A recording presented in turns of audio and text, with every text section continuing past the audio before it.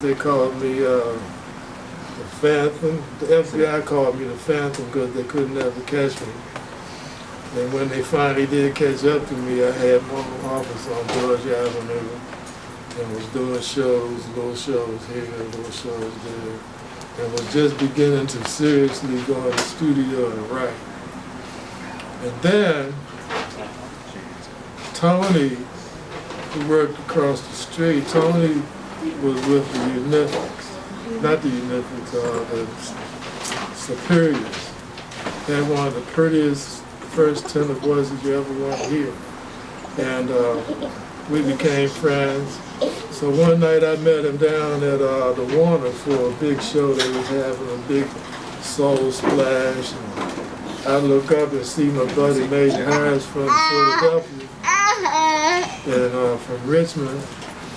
And we go backstage and chat a little bit. And he said, well, you should come on and go with us, man. I said, I tried for a while, but you know, I'm trying to do my own thing too. So that went on like that for a few years, and then my dad died, I think it was in 74. 75. And once he passed, I spent a year bouncing around like a ping pong ball because there's so much I knew I could do. But it's so much that I didn't want to do because it was stymieing me and putting me in a box. Thank you.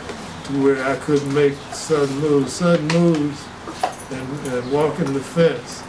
There's a dark side, there's a light side. When you walk the fence and you don't fall off, you should make some money. You know, however, the money I was making then, I bought this old burned out house on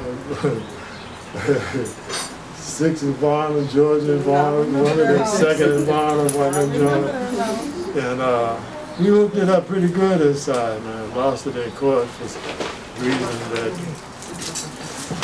you know, it don't even matter anymore. But I took that. Your band. What was the name of your band? Somebody featuring Ken Shackelford. What was the name of that band? The Flex. Okay. The what? The Flex. You ain't tell me about that. Well, it had 3 different names. Cooper Flex. No wonder I got confused. Yeah. But they wound up being, the last change was they were called October for the special fashion thing. And then after that it became just me, Ken Shackelford. Was that when we went to in Allentown when you was doing solo? We came to that when you were singing that at that club. Yeah. And that became, you know, ain't nothing like coming out of a hotel room and there's 30 women at the limo waiting for you to sign your name. No, I'm serious. See, the other guys got a big kick out of that thing, and they ran it, you know, thinking they was all that and shit. I said, man, we just regular guys that know how to play and sing. You know, what the fuck? You know, and so their main thing was trying to get blinged all up and be like the West Coast boys and, you know, be the first to travel west and do that. That's when Prince's thing started getting hot, because Osiris was out, I was out pretty hot, making $6,000 a week for one show, by the way, which is a bitch. And then Osiris and George still was landing the mothership. But of course. Okay. And it took them the longest to find it because they had it stored back up here in this old yard. The dude found it, they replenished it, moved it back. I was there for the last landing, the Chocolate City. Man, you talking about a concert.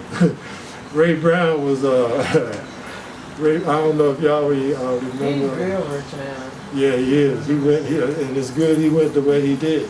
Because he's a techie. He was, it was embarrassing, man. Because see, on them concerts, they don't be fucking around. They give you 15 minutes. You got 15 minutes. And if you ain't unplugging in 15 minutes, they will cut the goddamn the lights out. Now, Ray was up there, and what do you think? Jack the hill. And there wasn't nothing. They'll unplug you in a minute. They unplugged. You only had about 2 minutes and 30 seconds to go. Don't make no It difference. didn't make no difference. George went over 30 million. Yeah, but that's George. Well, he was the headliner too. He could Right. get away with George shit. do what he want. The way the job treats me today, that's the way it was for almost 30 years. You know, I mean, Through some difficult times. yeah, it's amazing somebody knock on the door and say, you want me to wipe your ass for you. You know, that's what that level is like, man. You don't buy shit. You know, you just say what you want, the next day it's right there on the bed in the box. Most of that shit I thought was ridiculous, man. Right. Because my idea was to make sure that the people rocked and rolled during the show, during the concert, and when they left it, they would say, yeah, that was a bad motherfucker. You know, I'm gonna come back and see them again. I'm gonna come back and listen to them. They play some good music.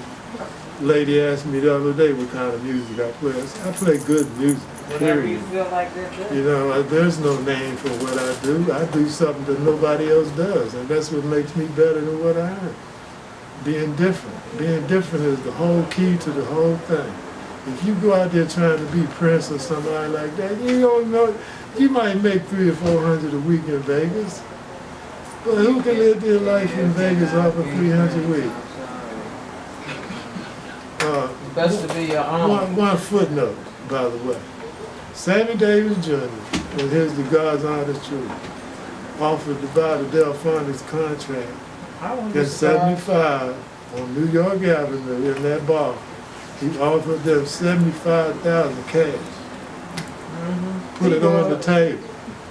And what they say? No, thank you. No, he go Wilbur. No, thank you. Well, they had a lot of inner stuff. He go going Wilbur. on. He said, well, I got 10 on this side, 10 on that side, 10 on this side, 10 on that side. I got about 50 right here. I said, you said 7? Man, we can make that in one night. We just made this. Where they at now? I'm sorry. Do you know that they had accepted that damn contract to Vegas? They still be booking every Of week, course. 2-3 times a day, and getting thousands and thousands of dollars. I'd like to be able to do that, but I'm more interested in passing along my, I guess you could call it a heritage. Come from a I've long done a line lot of artistic folk. Yeah, I've seen a lot of things, I've done a lot of things, met a lot of people. Ronald Reagan invited me to his ball. You know, little things like that. Me and Tricky Dick had a little conversation in the parking lot and shit. You know, little shit Were you that part I of that Watergate or the slides? Well, I You wouldn't knew surprise me. about it. I knew about it. I'm the one told him to use the tape instead of letting it click. That's all I'm gonna say about that. But my hand's been in so many pockets in this area that now I pretend like I just moved here. That's the best. You know, because it's done changed. I saw Philly and St. Louis and Chicago. Good Lord. It's like being in Walt Disney World or something, all these cities coming up with this stuff, man.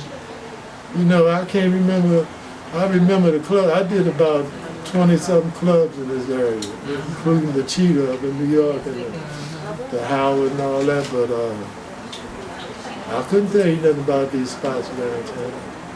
Everything. The only time I go is if somebody I know is playing, Right. and when they finish playing, I leave. Yeah.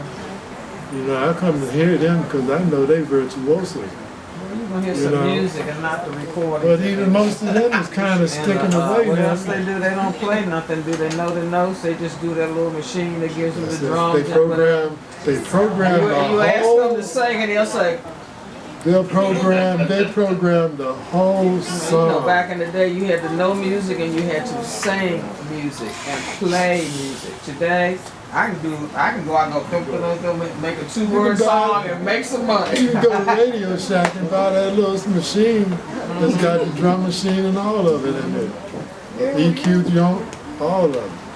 Yeah. Well, we always appreciated your music and your brother's music and my mouth. That nigga, lady. Cause I tell them in a minute if they was wrong. You know, you gotta get that straight. But y'all was all you. Because when I left to go into service, Glenn was playing on the drum pad. Well, When I come back, he was director of the high school well, he played band. for Clinton. So I mean, you know, if you got mad skills, people When he appreciate it. played anyway. on stage, he played 13 pieces. And touch, every one.